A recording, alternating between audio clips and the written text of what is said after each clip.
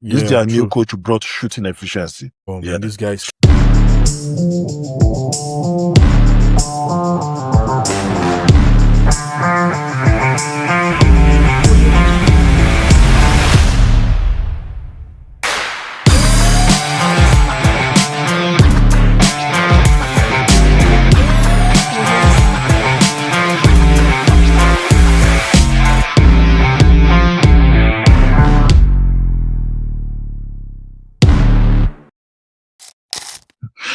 Hello, good afternoon, everyone. This is Taiwo Nojobi, your host on Ladonasis Maple Sports. One of the things we try to do is to bring a lot of unfiltered opinion, sharp analysis, and some big love for Canadian hoops and ice.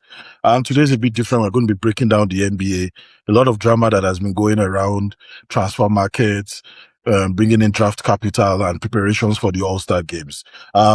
My friend is going to be joining me today. His name is Olariwaju Akishete. I'm so excited because he's going to be giving us a different dimension. A lot of people are tired of seeing my face. They probably want to see other people coming, trying to see how it works generally. So before I go in, I like to say today is a good day. Take a chance once more and, just make a difference across board. So looking at the structural logic, Harry, maybe give us some 2 cents. Tell us a little about yourself. Then we can just dive right into the structural logic behind the 2026 NBA trades. Yeah. Okay, good afternoon, everyone. It's nice to be here. Finally, I made it on Taiwo's platform. We have I've had a couple of invites been inviting you, but that. last minute we just see that something will come up. Yeah. Yeah. Not too much to say about myself. I'm just a I know. regular guy who keeps it moving, who tries to survive anywhere he finds himself, and an avid sports lover also. I'll say soccer is my first love, but over the years I've built some sort of love for basketball and a couple of other games, and I just try to just follow through. And do you watch just keep some hockey myself entertained. sometimes? Do you watch hockey sometimes? Yeah. I started following that a couple of years, but just once in a while, I watch a couple of games when I happen to You have fall time. in. Yeah, when I have time or not, but Okay, my that's good. major love is soccer and Soccer NBA and basketball. That's good. Thanks for giving us that. Just like you already know, the world of NBA went through a major shake. About 27 teams were involved in the trade this time around out of 30. It was major shake-up. Only about 3 teams decided that they were not going to be interested. They decided to just keep their roster the way it is. And it's a bit surprising because a lot of NBA owners are beginning to change their narratives. Apart from the teams that have sold ownership, like the Boston that have new ownership, Dallas Mavericks that have new ownership, and now the Lakers as well with new ownership. A lot of things are changing because the owners are they're a bit more desperate. They're looking at the fact that, we need to be able to make money right now. So if we've brought in a player and the player does not look like he can help us go down the line, especially looking at the optics, maybe the next 4 to 5 years, they start taking decisions like right now. Nobody ever thought that a Dallas could do a trade for Luka Doncic. And that was the major trade for last year. Now India has bounced for the first time. I never believed that they will allow AD go, but a lot of people had to lose their jobs as well before AD left. So as much as possible, we'll try to just put some of it on the screen. Try to talk to the guys to do that as well. So first, looking at the salary architecture and cap flexibility for some of those changes that have happened, I'll try and put in some of those teams, see how we can try and look at what they're trying to achieve. In the entirety of the trade, I did the research and I did some analysis. The team that lost the most is the LA Clippers. And unfortunately, I support the Clippers. It's so bad that they were the ones that lost the most. I thought, Ivica Zubac was beginning to give them that vibe of a stable big man. They'll probably not need to take him anywhere. But right now, they have to let him go, and he's going to be having a new home in Indiana, trying to make it work there. But look at Charlotte as well. They waived Mike Conley. Mike Conley was on a $10.7 million. He was supposed to probably have that salary end in 2025, 2026. But automatically, they just had to let him go. Did you know that he was also waived when he got to, I think he started let's say he started his day from Minnesota. He was traded to Chicago Bulls. Chicago Bulls moved him to the Hornets and the Hornets waived him. And now he's on his way back to the Timberwolves. But what do you think? What do you think generally, just looking at some of the trades? What does it tell you about the changes happening? from what I see from some of the changes, yeah, you're right in that the GMs and the owners are trying to just make on this, I would say, short-term and to medium-term financial decisions, Decisions, yes. considering player structure and salary cap and all that, and spacing in terms of the salaries and all. But looking at personnel-wise, I would say they were not ground-shaking movements, if you ask me. Yeah. Yeah, they were not ground, but major movements in some cases. Like I would say, no. A couple of weeks ago, nobody saw James Harden moving from the Clippers because it felt like the Clippers they've made that turn. Clearly, Exactly. you can tell that they are going to make, worst case, the play-ins.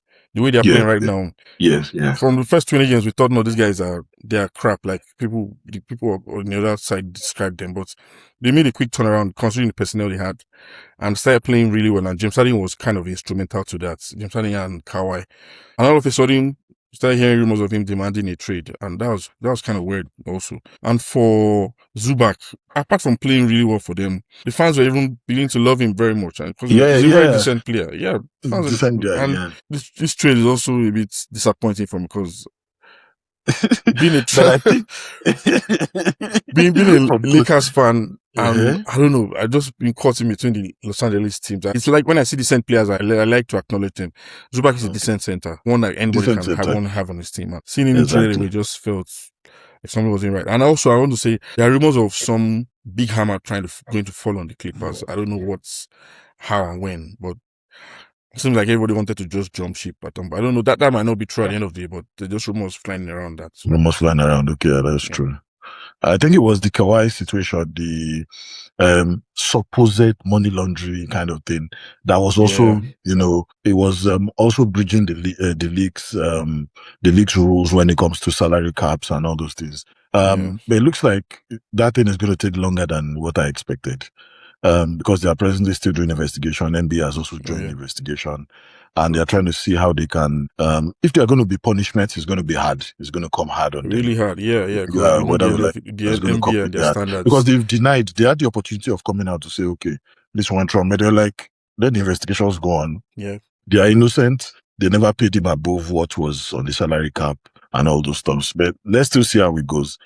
Yeah. So for me, just reacting to the statement you said earlier that you don't really see any big moves. The biggest move for me was a player that just signed an extension with the Grizzlies, and that's the JJJ, Jackson Jr. Oh, yeah. Jared Jackson. Yeah, that's a major move too. Yes. That's a major move because I thought he was going to be, when Ja Morant started misbehaving, I thought that was the guy that was going to be the pillar. You will need a franchise guy. Somebody that can carry the franchise, because I felt that Ja Morant was going to go with the drama that was going on.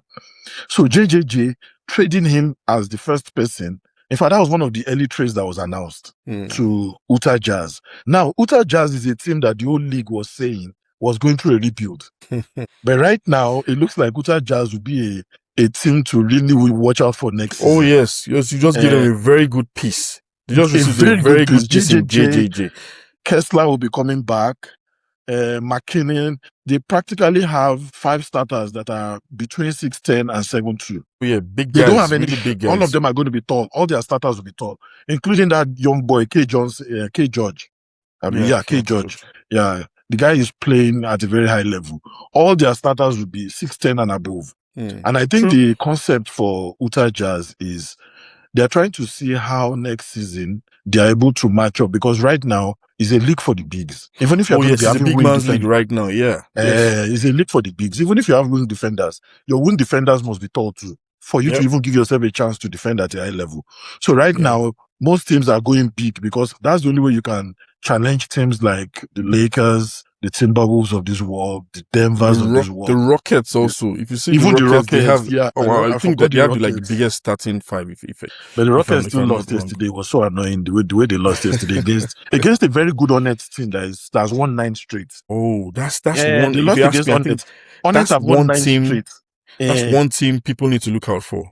I'm telling you, I don't know where the energy came from. I think it started from Brandon Miller. Brandon Miller just went gaga in one match. He had over 30 points. Playing like a superstar right now. I'm telling you, he still has an injured shoulder.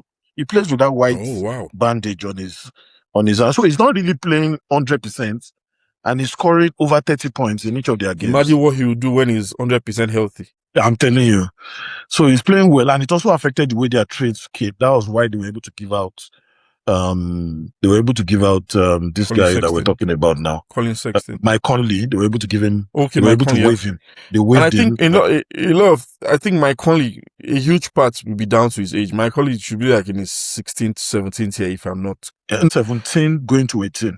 Yeah. It's So he's set. I about think the only 38, people left in 38 he or was in the same 39 time years old right now. with Kevin Durant. Him and Kevin Durant. Yeah, okay, yeah, same draft here. Yeah. The same draft pick. And this old guy too, that is with Kevin Durant's colleague in Rockets. Those are the only 3 guys left in their sets. Then, Green guy. I think there's one more guy. Green. Okay, Green. Yeah, Green. Then the center guy that won the championship with the Celtics. That is now with Golden State. He's now with Warriors. He's now with Golden State. He's now with the Warriors. Yeah. So that entire set, I think it's just 4 of them left. That's a dying generation. So they are the last set of a dying break. 18 for them. It's just like you're working with a company for 18 years. You can retire with the kind of money those guys are earning. They're already okay. Oh yeah, they're good. As long as they've had very good financial dealings while their career lasted, they should be good for the rest of their lives. But you never can tell. They're good. I can't do 18 years with a company that pays me more than oil and gas. Because the kind of money those guys are earning is more than oil and gas money. They should be fine. But you never can tell. You never can tell with these athletes. You don't know.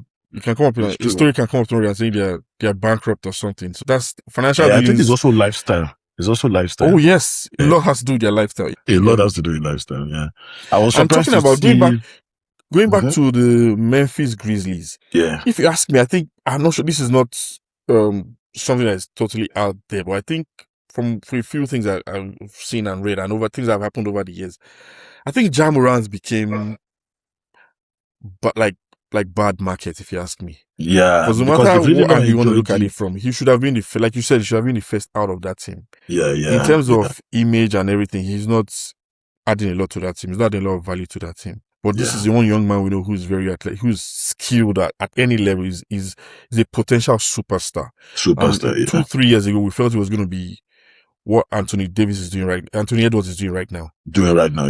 Yeah, that's true. But apparently, some funny things that he did online and that came out in social media have not helped his cause. Yeah, too many gun problems. And to cap it all, his performances have just dipped. He hasn't been carrying the team like he used to. Yeah. And right now, I just think nobody wants to have him on their roster. Yeah. They've not gotten good pieces, but coming back for him. Then another thing, my own 2 cents, what I feel has affected the situation around Ja Morant. Number one, that team is a small market team. Yes, they're not the New York or LA Lakers and all that. Yeah, true. So even if Ja Morant is going to leave, they want to be able to get a lot of draft capital back. That's number one. Number two, there's a risk of them not getting that if you ask me. That's the thing. That look at it's huge the same thing happened with Giannis. Huge one. But it's just like the opposite now. Not really opposite, similar.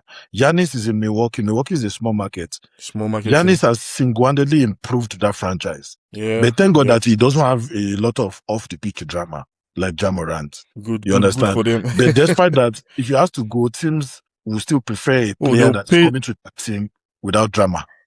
Anyone that wants to get Giannis right now will have to, if I can use our term, pay through their nose.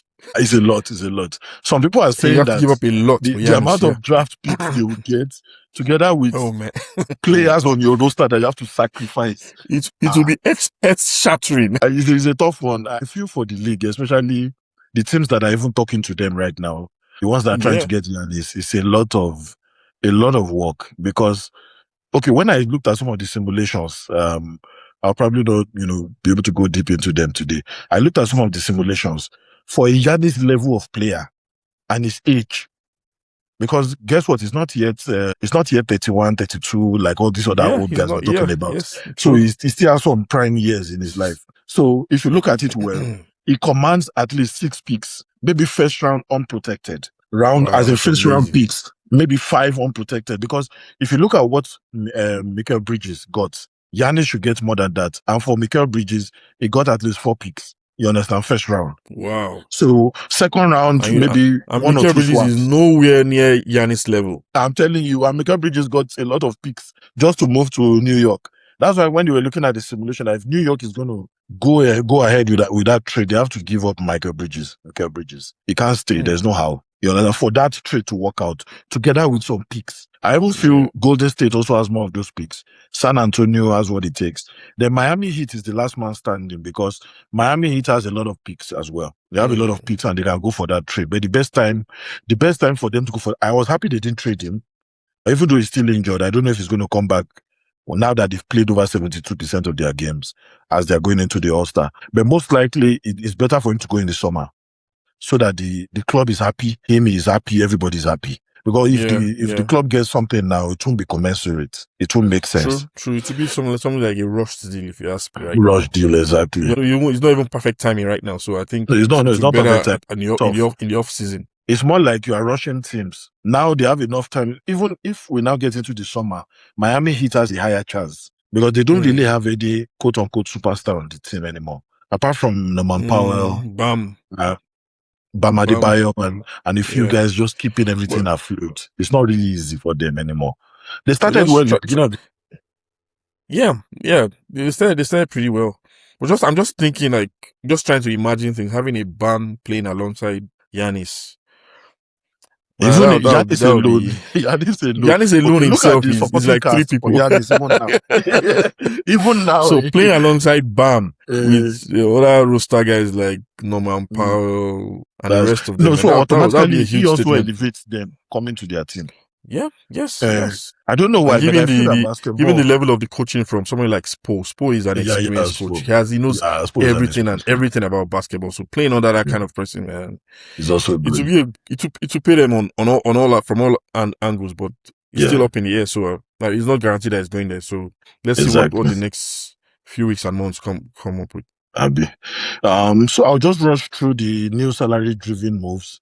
And some of those moves were, I can tell from my analysis that their reasons are, that were, some they were trying to dump some salaries on other teams. Some they were probably using the opportunity to move players out of the team. And some were trying to avoid some tax obligations as well. Charlotte waiving Mike Conley was a 10.7 million and the opportunity for them to keep the core and make it a transactional bridge. So right now, Mike Conley is a free agent. He can now go back to Timberwolves and negotiate. Whether he can come back on maybe a low fee. Boston dumped Xavier Tillman for cash. It was purely tax management if you look at it for me. And it clears their roster spot for reduction of payroll because this guy is coming back. What's the name of the guy that went on ACL injury?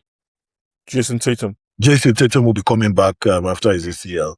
And if you look at the salary structure, I think Jaylen Brown has been quite interesting. He has kept the team afloat, even though he's injured right now. That's a superstar right there.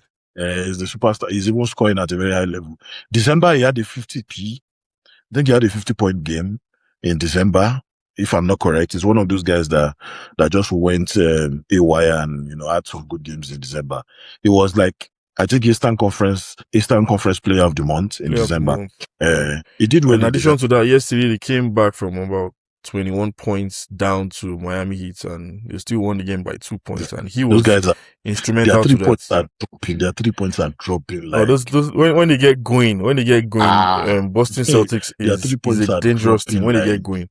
And to think that Peyton Pritchard, who was seen to be just a catch and shoot player in the past, he has really transformed himself to be a proper point guard.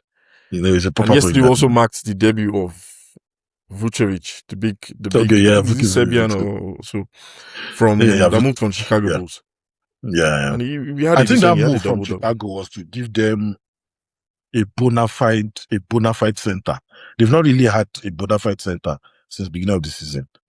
That was a good move for them. And Vucevic has had a lot of good highlights this season for Chicago. Yeah, I think he shot like 2 or 3 game winners just within the last 4-5 months. As him alone, they've given him game winners from 3-point line, which he has shot apart from just being a rim or lob protector. He has had a good season for me. Even though they've just played 72%, I think he's gonna do well when it comes when he starts playing. Even though I know Boston they won't go far this season, but I know that they will give fans. That's up in the air, It's still you can't really say that because that team is still very decent if you ask me. It's The true. roster is Yeah, still yeah. not bad. Yeah. But imagine Still, Derek White is injured. That's all. Just Derek White is injured. That's all. Even though he doesn't get injured so much, yeah, it you doesn't can get injured that almost often. guarantee True. that he'll play all the games in the And you play season. all the But if games. Derek Yeah. White is injured, just imagine how the team looks like.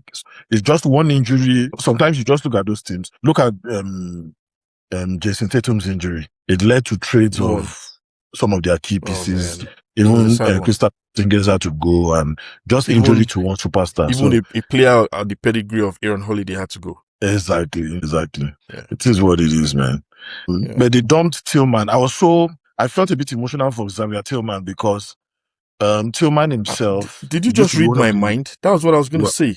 Like, Yeah, I felt a I bit felt emotional for him. he didn't Having really play for been them watching like him that. from Memphis Grizzlies, Memphis where he had a Grizzlies. decent season 2 years ago, and Exactly. that was what they saw and made them bring him on the Bring roster. him on board. You Exactly. guys didn't just use him as well as we expected to, and now he's wow. But that's just life for you, Sha. You know? NBA trades are They are not emotional anymore. No, there's no It's all about emotions money. How do you whatsoever. make money? Even when they ask score, I was watching a special program yesterday where they were asking Kawhi. The reporters were asking him, how does he feel about James Harden moving? He said they should ask him only questions around the match he just played. that James, has a right to make his, there are a lot of rumors that it became too alpha in the room, started having issues. It started from Chris Paul, when they kicked Chris Paul off the team. When Chris Paul left, nobody saw that coming key also. players. So, Kawhi doesn't talk much. Yeah, that's one thing about that. He doesn't talk much. He's, I've known him for a long time. He doesn't talk much. He only So it's says difficult what for he you wants to really say. believe There's the no way you narratives. can push him. Exactly. But I know that I've seen the club take a lot of decisions because he's not happy about something. And he doesn't talk much. So you won't really see him react like, oh, I don't like this, I don't like that. And he's like their major superstar. They protect him a lot. Yeah. Unfortunately, he has been injured. He has not really been able to take them to their El Dorado. As it is now, now that he's healthy, let's see what they can push. They've been able to go on a few runs, but losing James Harden again is just a major loss. No matter who is coming, it's a major loss. Yeah, it's a major loss. Yeah. Yeah, Garland, who they got in as his replacement, seems to be a decent player and all that, but he's still injured. He can't play this season. He has that foot problem, and that foot problem I've been watching it from when he was in Cleveland. That foot problem, when he came back this season, they thought, okay, that's the end. When he started this season, he played a few games, went back again for that same foot. Went back again. Yeah. I don't know. Somebody was laughing. I said, it's not foot they used to play basketball now. Now his hand. I said, every part of the body matters. Man. Every part of the body is important. You need to be able to move in transitions now. You need to run. You need to. It's not easy now. Even though it's your hand, you're easy to shoot. But every part of the body moves. When you move, if you feel pains in your foot, then you're not 100% healthy now. So that's what. Even the pain sometimes can mess you up. It was so clear when the Brooklyn Nets got to the Conference League final, when they had the three stars. They have Kevin Durant, Kyrie, and James Harden. That's when he lost his knee to injury. But they put him in the next match because they just wanted him to motivate them. They will give him the ball. He could not even move. No he movement. Pass it back again. That's when I knew that it's not just about having the ball. It's the movement. It's the quickness. It's movement. Yeah. Even off the ball, you have to move a lot. So if you're not 100% healthy, man, there's no need putting you on the roster. Exactly. And so the Sixers moved on from Eric Gordon. Based on my analysis, it was something they needed to do because they were going to be getting a relief from Paul George suspension. Paul George had just taken a medication that was not favorable to NBA policies, and it was also agreed by the NBA Players Association as well. So it was something they were carried along. But unfortunately, I think Paul George did not talk to the medical team that he was taking medications from his own private mental health physician, and it was not on the list of medications that were allowed by. Unfortunately, he went for a 32-point game before the news came out. So a lot of narratives were going around that did the guy take something? That was what helped too. So that was just what happened. And if you look at it well, I feel so bad because it's going to be losing out on it's going to be losing on almost $12 million because of this. Because it's not going to be paid during that suspension. It's going to be missing about 5 games.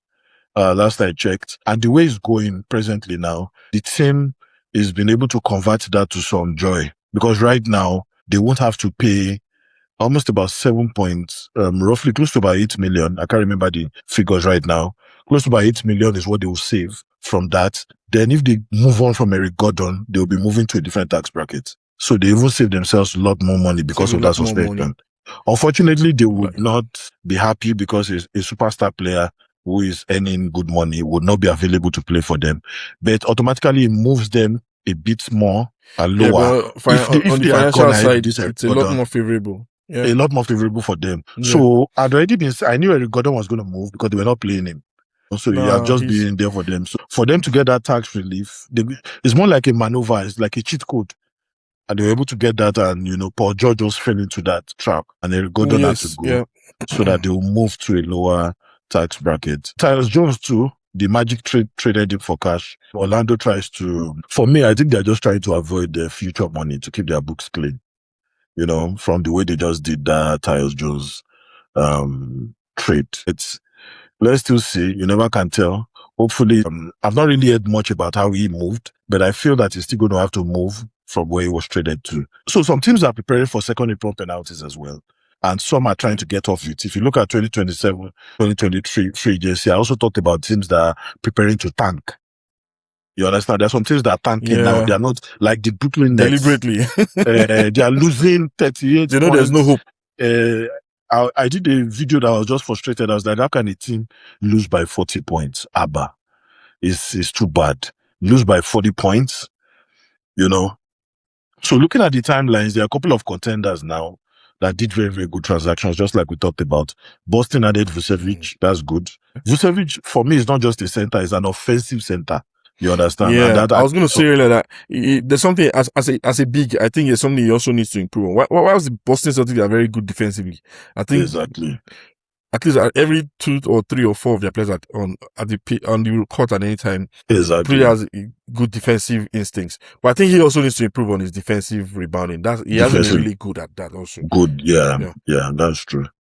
Those are some of the things you'll probably learn because they still have that Ime Udoka DNA of that defensive grit. The only thing is, this their new coach who brought shooting efficiency. Oh man, these guys so like a Derek White, going, they are dangerous.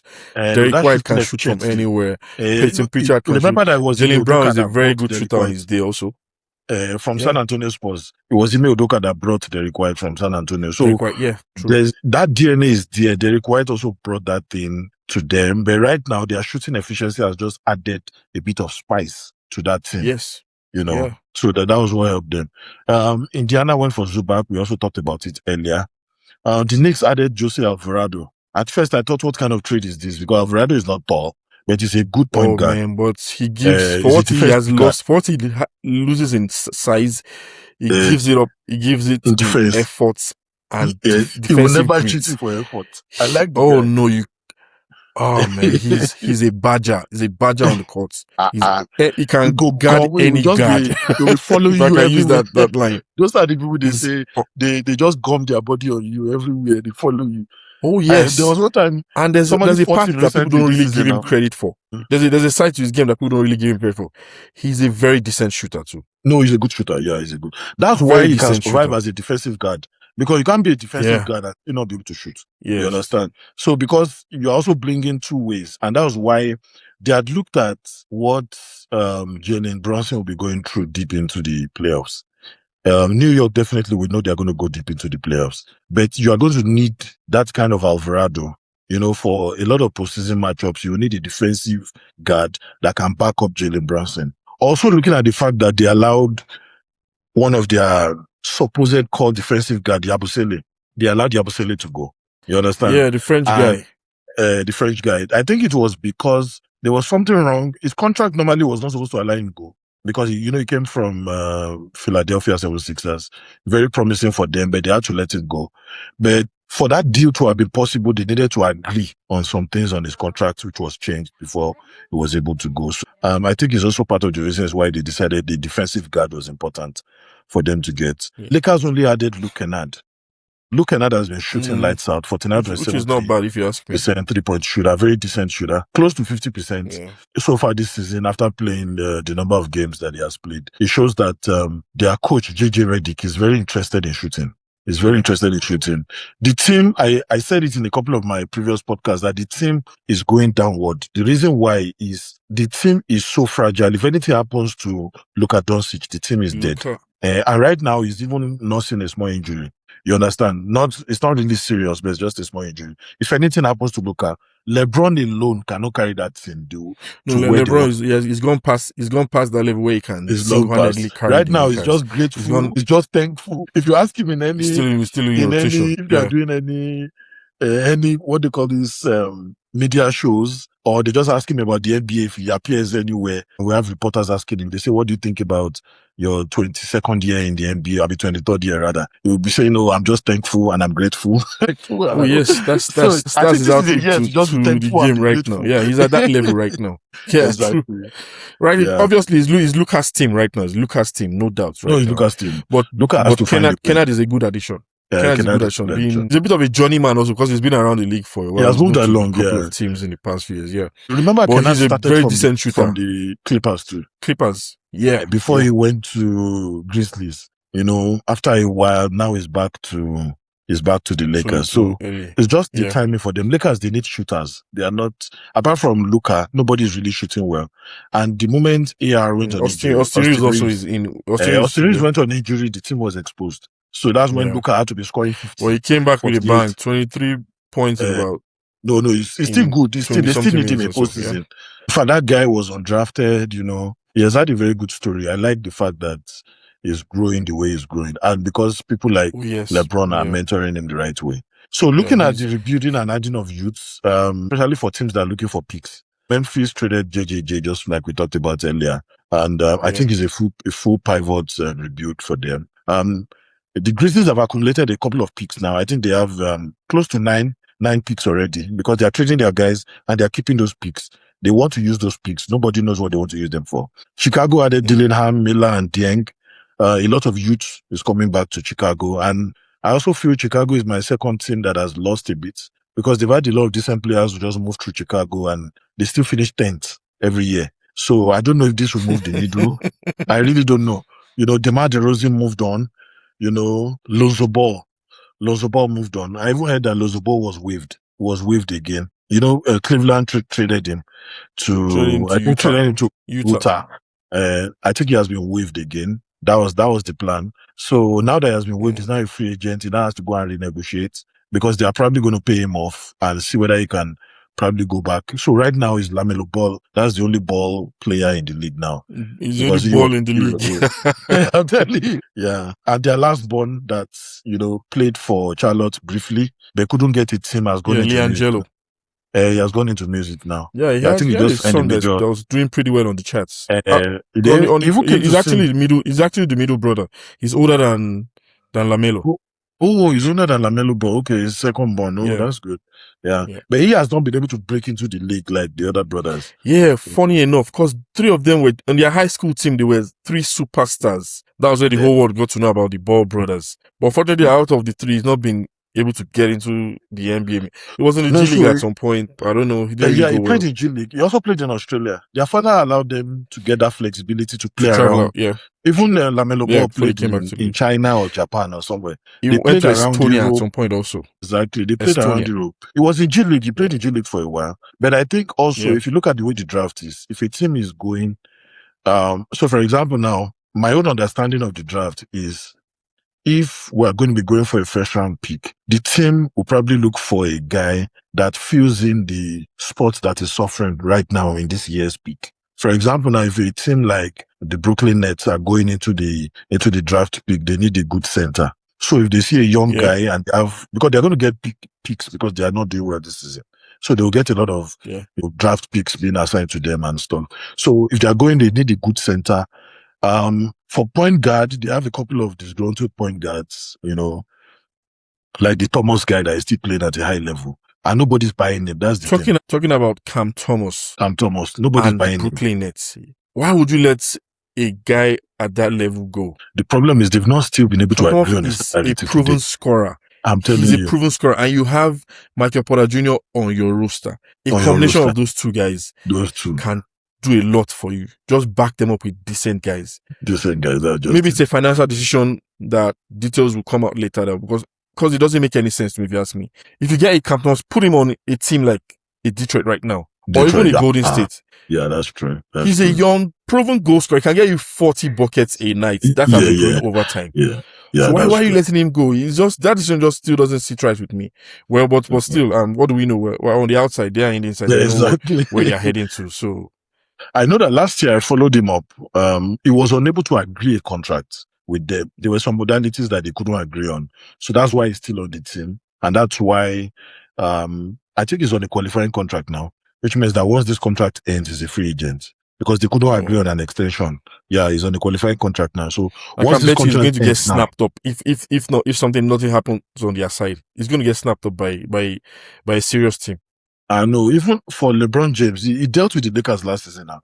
For LeBron James to say, I think after a match they had lost against the Lakers, they asked LeBron, what happened? How did you guys lose? And he said, Cam Thomas is on that team, you know. Cam Thomas, man. Cam Thomas is on that team. As he said that, everybody just kept quiet. That's a superstar. For LeBron to have noticed him, he's a superstar. Yeah. So, Sexton going back to Charlotte is also, it has made Charlotte a bit guard heavy with a lot of youth resets. At some point in the trade, they had like 4 or 5 guards. Chicago too. So that's why they had to move some around. And hopefully they'll still want to do some picks, because TJD, Kuminga, they've also moved from Golden State to the Hawks. Yeah, Buddy Hield also. Exactly. Just for flexibility, if you ask me. Cleveland also added picks in multiple deals. Garland and Harden direct trade for both of them. So I think I was listening to Donovan Mitchell talking about the addition of James Harden. He said he's looking forward to learn so much more from him. And that was a very humbling statement. Hopefully they're able to work together, because I've seen James Harden to be somebody that if he's not the real man, I don't know, but he has to be able to play with a co-star. Most of the time with other co-stars, it has not really worked out. He started from his relationship with Chris Paul when he was with the Rockets, when he went to the Nets and he axed out, when he was with Philly with the Cameroonian tall guy that he axed out again. Joel Embiid. Yeah, he axed out. Then he just keeps asking out. But in this situation, I think it was justified, because the Clippers situation is, the Clippers were not guaranteeing him extension. A young man has the right to be able to guarantee the future if he's giving you the numbers. It's just like you going to your office and the office is saying, we only have 1 more year for you. Do they expect you to be loyal? That after 1 year, we can't guarantee you salaries anymore. So it's almost the same. Yeah. He decided to have that conversation with them earlier because there's leverage now. He's seeing another team that is interested in him. And it looks like Cleveland will give him another 2 years extension. And right now, even though he has control over his second year with Clippers, the Clippers still don't have any guarantee for him, for his full salary for the next year. So it's basically about money. If you want to say what's the reason why... for him, it's all about the finances. It's not just people that are working that need money. Even the celebrities need money too.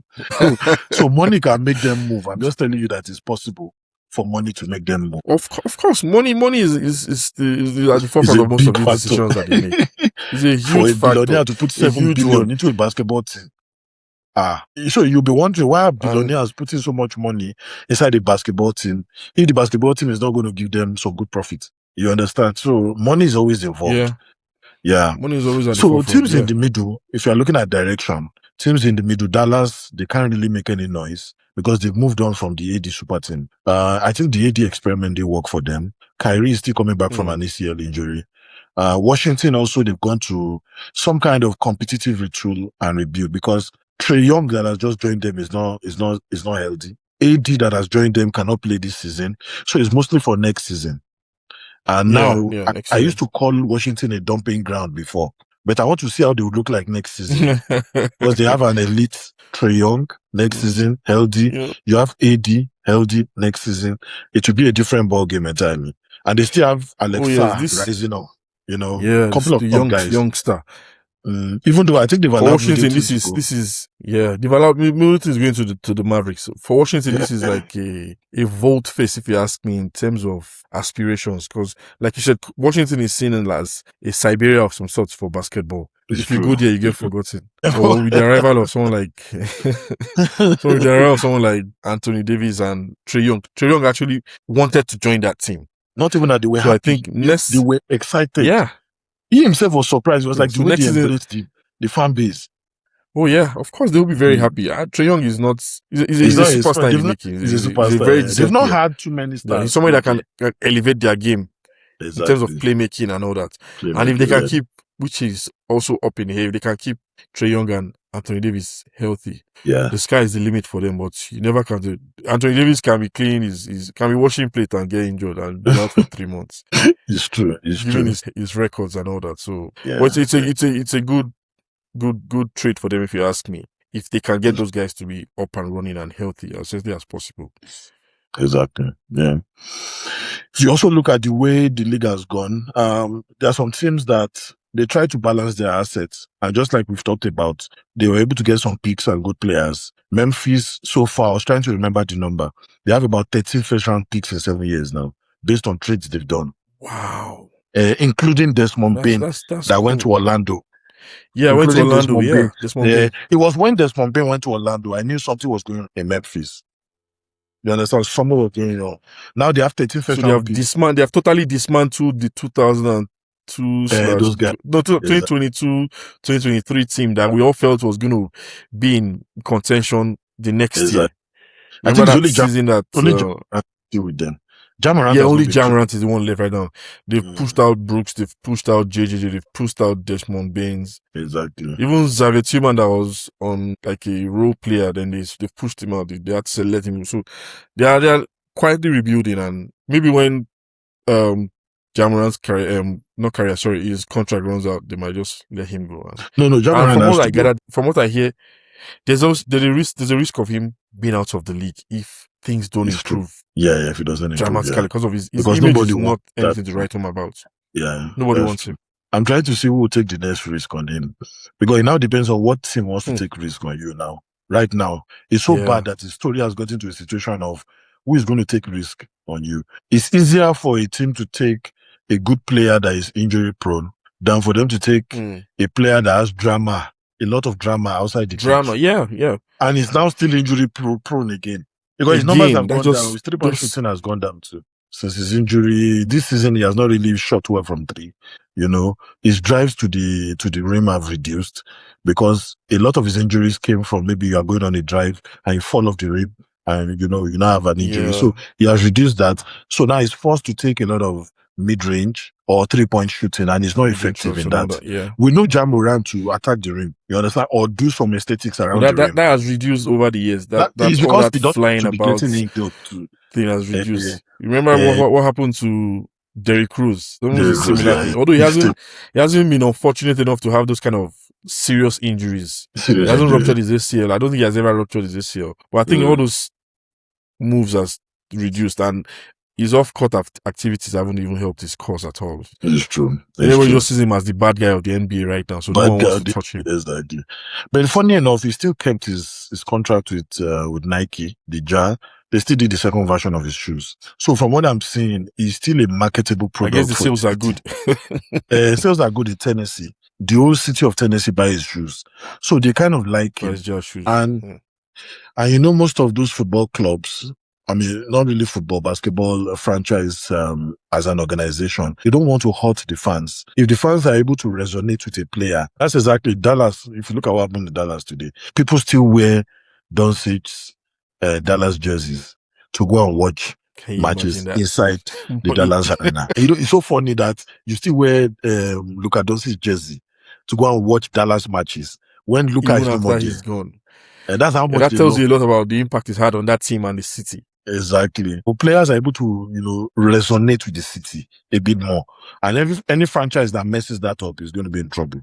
You understand? So yes, the fans are at the core of any team's success. Of course. They are the ones that pay tickets now. So if you lose that, if you lose them, tickets for a whole year or a whole season. Oh yeah, season tickets. Some people pay for years even ahead. Yeah, it's true.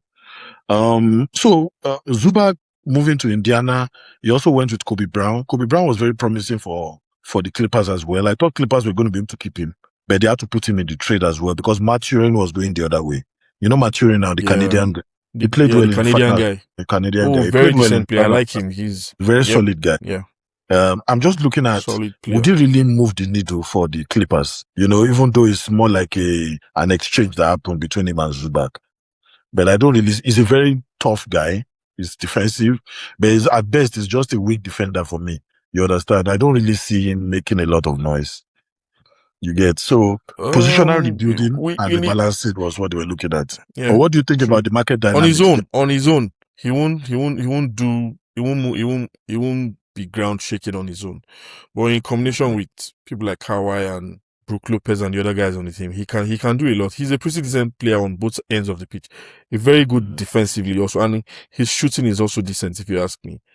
And once he gets going, like we saw at the finals last season, Okay. he was one of the major reasons that game went to, I think, game 7, right? Yeah, he went to game 7. Yeah. He was shooting. Yeah, and he was defending at the he very was high shooting level. pretty well. He was defending very I think well. that's what also when they lost sold him. That's what sold him. People felt to the that Clippers, Maturin, to everybody. Yeah. they didn't know that he was this good until that final. That's exactly what happened. Yes, he's good. True. It was that final that really brought him out. Before, nobody really talked about him. You understand? Yeah. So looking at the Milwaukee Bucks, so that at least we can end. We've had a good conversation. We've been able to touch on every aspect. Looking at the Milwaukee Bucks, in your own opinion, what do you think they can do between now and the end of the season? Just they've been able to scratch out some wins since when the injury happened to Antetokounmpo and Giannis Antetokounmpo. Yeah. And also, if you look at they went for 2 trades because they had a trade with the Phoenix Suns. They were able to bring in Cole Anthony and Amir Coffey. You understand? For Nick Richards and Niggy Hayes Davis. So if you look at it, they've brought in 2 other.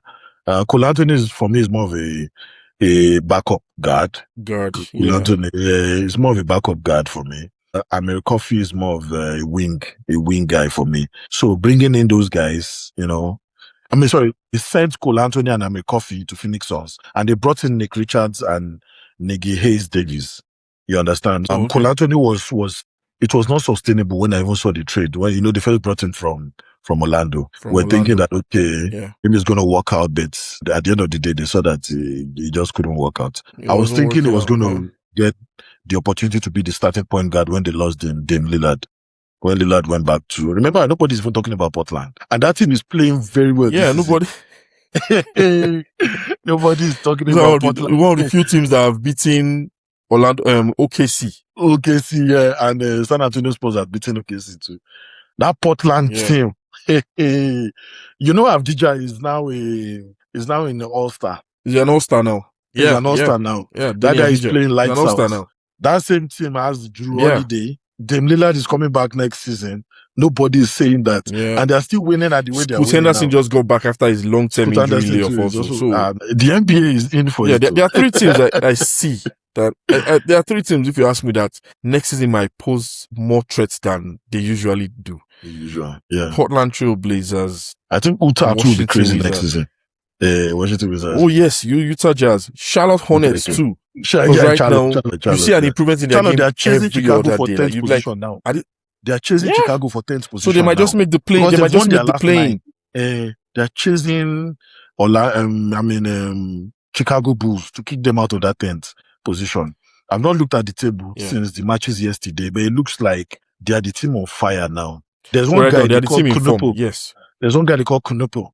Yeah, to think he's a rookie, even scares the hell out of everybody. First year he's shooting like he's in the league for donkey years. Gillespie in Phoenix Suns, Gillespie too. Is their third best player. Whether you like it or not, it's like their third best player. That's another thing we didn't really talk about. The Phoenix Suns. The NBA is still going to have a lot of interesting parts that are going to come. A lot of interesting parts are coming. Yeah. So let me just talk a little bit about trade deadline losers and winners. I feel I think it's more interesting to just talk about the losers. LA Clippers, for me, the identity has collapsed, even though I support the team, but I really don't like the way James Harden left. I'm telling you, they lost James Harden, they lost Zubac. In every team, no matter what, as much as James Harden always freezes up in the final, especially if in the postseason, any of their postseason rounds get to a game 7, James Harden will just freeze up. He will not be shooting well when he gets to the postseason. That's always his problem. But during the regular season, he has made a lot of big men become more better. He gives up. He made Zubac better. Yeah. When he was in the Rockets, he made what's the name of that guy that is now with the Rockets that he made better when he was still with the Rocket Who, the center? the guy that they sold from the Atlanta Hawks back to the Rockets now. Yeah, the center, the black, the Swiss guy. The black guy, yeah. That guy was the starting center at that time too. When the name just skips my mind right now, but I know who you're talking about. He made the guy better. He doesn't really start on the Rockets now, but he's just a backup guy. He used to be with the Atlanta Hawks. Yeah, he's a backup center now. Yeah. So he has made a couple of guys better. Even when he was with Philly, he made their center better too. So everywhere he goes to, the center just improves because of those passes that he gives. And I remember the moment he got to Clippers when he asked out of Philly, the first thing he did was he located Zubac. Yeah, the guy you're talking about is Clint Capella. He made Capella better when he was still with the Rockets. So I see him going to anywhere, wherever he goes to, the center always gets better. And this situation to most likely be Jarrett Allen. Jarrett Allen would be the one that you see playing at a very high level. So what he tries to do is you notice that even James Harden and Zubac, they wear the same shoes. Because he has looked at it that a center, they wear the same shoes every match. Just go and watch. It's the same color sometimes. So he started wearing a lot of James Harden shoes when James Harden joined. Good move. Psychological connection. Because he knows his center on any team is very important for the success of his role when he's with that team. You understand? So anytime he gets to, no matter the team, is to connect with the center and they become friends. You understand? So everybody just felt that energy when him and Zubac were wearing their same shoes. He started making Zubac wear Adidas shoes. So any of his shoes that comes, he now showed that they were clicking well, and that's how Zubac also elevated his game. I feel Zubac was already on his way out before James Harden came and, helped him elevate his game. So, some teams are looking at rebuilding and some are looking at, okay, we can still contend for what we can consider the second half of the season after the All-Star. Like the Chicago Bulls now, they've added Anthony Simons from Boston. They've added Ivy. They've added Dillingham. You understand? They've added Miller. They've added Sexton and Deng. The only thing is, I think they've allowed Sexton to go. And they've allowed Conley to go as well. But they lost Vucevic, Ivy, and Saric as well.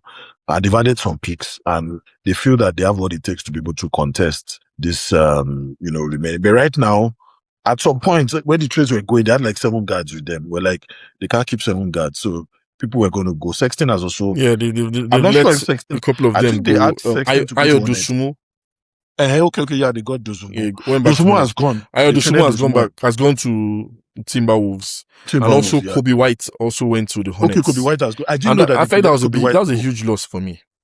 Kobe White is one of their best players. Yeah, it's a huge loss if you ask me. But he has been having injury issues. If not their best player. It's the injury issues. If you see a team at that level, letting one of their best players go, it's the injury issues. Is it that they've given up on him or that experiment has failed? So they just feel that this experiment cannot work again. We need to go in a different direction. And your people, not Americans, they do the same thing.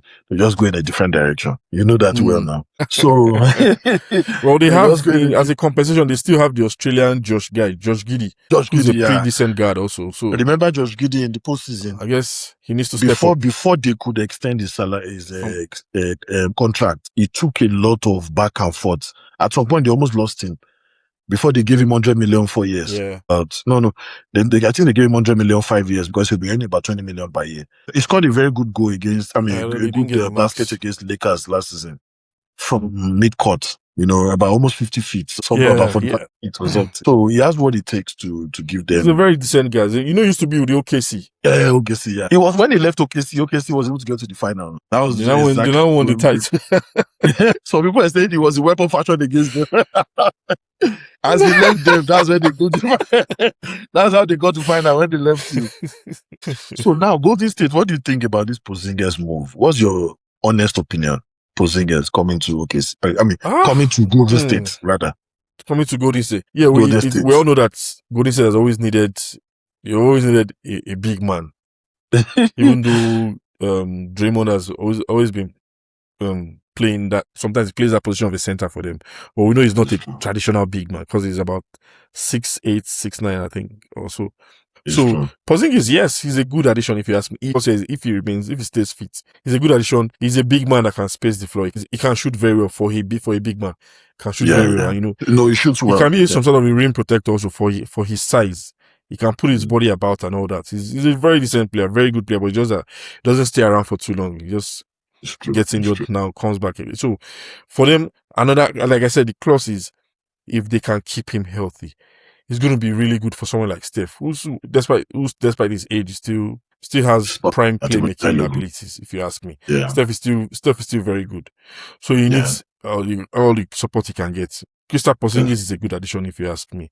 But I think having to let go Buddy Hield also as one of their shooting pieces, I didn't like that part too much. But I guess he wanted to do whatever it would take to bring in a big man of the caliber of Kristaps Porzingis. So it's not a bad deal, if you ask me. Yeah, but with now having a Buddy Hield on the Atlanta Hawks team, they've allowed Trae Young to go. So now they're getting a good shooter, a shooting guard. And now Porzingis has left them. Yeah. And your friend coming has gone there now. What do you think the Atlanta Hawks He's on there. Oh, that's another thing we need to look out for. If everything goes well, according to plan, they are going to be fire, if you ask me. Because right now they are playing very well also. Yeah, they have a young guy. Yes, they have Jalen Johnson. Jalen Johnson. Who is now an all-star. All-star, exactly. All-star level now. His first all-star was last year. Yeah. I know they also added the Nigerian guy from Lakers also. Okay, it's true. What's his name? That used to be with Miami Heat. Gabe Vincent. Yeah, Gabe Vincent. Used to be with Miami Heat. Yeah. Gabe Vincent was. So they have a very interesting roster right now. They have a very interesting roster right now. Because injuries today allow him express himself really in Lakers. When he was leaving Miami blew up at the Lakers, he was on fire. That finals that sold him. Because after that finals, he became I think it was he had bad salary 3 years ago. Yeah, Miami Heat. Imagine him was still earning $2 million. Oh yes, it was the money that made him make that move. He needed to get the bag at Lakers, so he had to make that move. Yeah, they offered him a lot of money. And, they offered him $33 million 3 years. So imagine somebody earning $1 million and he didn't have a guaranteed salary. And Lakers gave you $3 million. I mean, $33 million. He had to jump ship. He just had to move. Even though they gave him that $3 million 3 years, he was injured the first season. Considering how he played the previous season. The first season that he was with Lakers, he was injured all through. So they went through a coaching change. I think JJ Redick just didn't feel him again. That's just what I saw. But he's a good 3-point shooter. If you look at the team, it was still one of their best 3-point shooting guards. Yeah, and he was a pretty decent guard. Well, I think his course wasn't even helped with the rise of Austin Reeves. Austin Reeves has really come up in leaps and bounds in the past season. That's true. So he went he has gotten the right down the pecking order. So that's exactly what happened. And there's also the magical Luka Doncic also. So exactly. Okay, I didn't know we're going to be able to do 1 hour. We tried our best. That's a very good one. Thank you so much for joining. It's so amazing having somebody else talk about basketball. Instead of me just facing it. Thank you, Larry. Hopefully, we're going to be able to get more of you as much as you have time. Please feel free to join us. Sure. Very soon it's going to be, as interesting as as you always look forward to it. So thank you all. This is Landona's Maple Sports once again, where we try to bring unfiltered opinion, sharp analysis, and big love for Canadian hoops and eyes. Today we've been able to break down the NBA like we always say. And, we say have a wonderful day ahead and enjoy the weekend. Thank you, Larry. We'll catch up later. God bless. Yeah. Peace. Yeah. Yeah, sure. Thanks for having me, bro.